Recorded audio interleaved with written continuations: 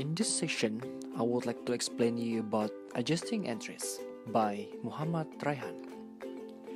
Adjusting entries are journal entries recorded at the end of the accounting period to alter the ending balance in various journal ledger accounts. Or in other words, adjusting entries are entries that made in general journal to record revenue that have been earned but not recorded, and also the expense that have been incurred but not recorded. These adjustments are made to more closely align to report a result and financial position of a business with the requirements of the accounting framework such as GAAP and also the accounting principles. Adjusting entries never involve cash. This is because the cash payment already occurred before. However, in some cases, cash might need to be adjusted to reflect the business transaction.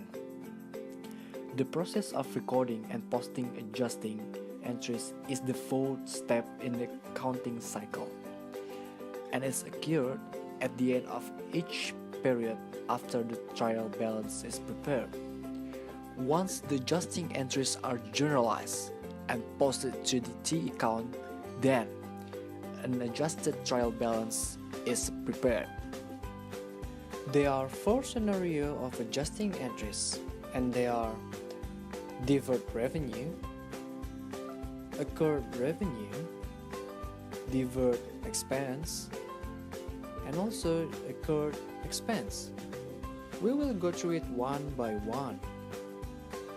Deferred revenue is when company receive the cash before they earn revenue.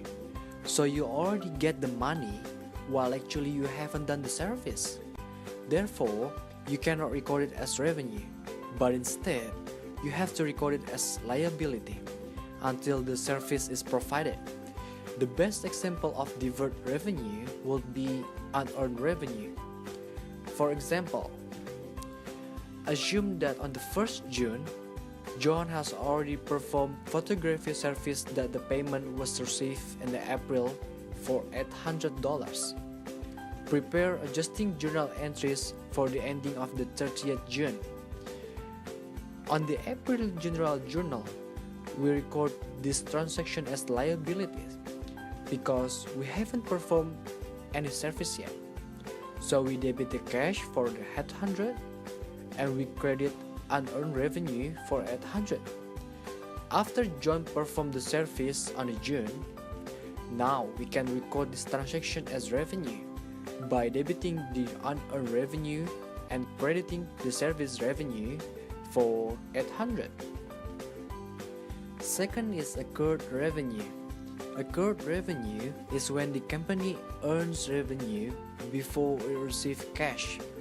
So it's like the company has provided the goods and services, but they haven't received the money yet. This will be the account receivable.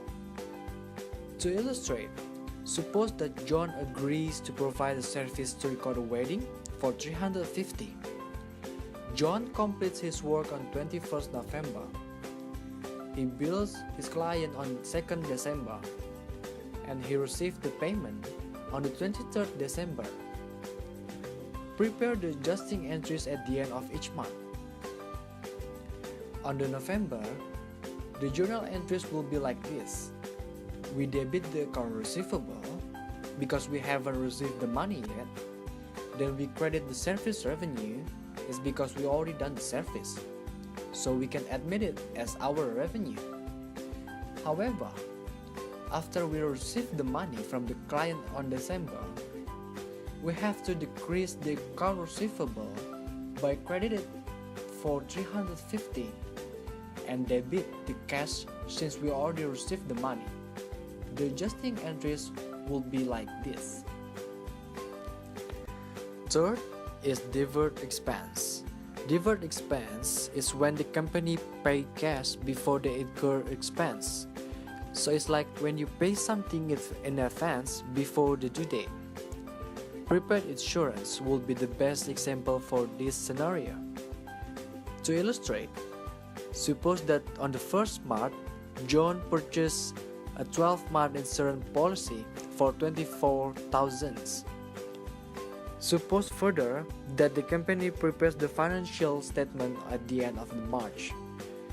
On the 1st March, we record this transaction as an asset because we also paid for the upcoming 12 months. Therefore, in this transaction, prepaid insurance is debited and cash is credited for 24,000. At the end of March, the company has been covered for a month and has therefore consumed of 1 month insurance. The cost of 1 month insurance is 2,000. We get this by dividing 24,000 by 12 months.